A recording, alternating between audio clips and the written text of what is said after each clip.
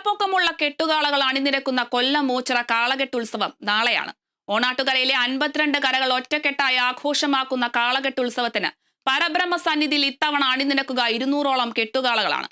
ഉത്സവത്തിന്റെ തത്സമയ ദൃശ്യങ്ങൾ കേരള വിഷൻ ന്യൂസ് ചാനലിലും ചാനലിലെ സാമൂഹ്യ മാധ്യമ പ്ലാറ്റ്ഫോമുകളിലും ലഭ്യമാകും.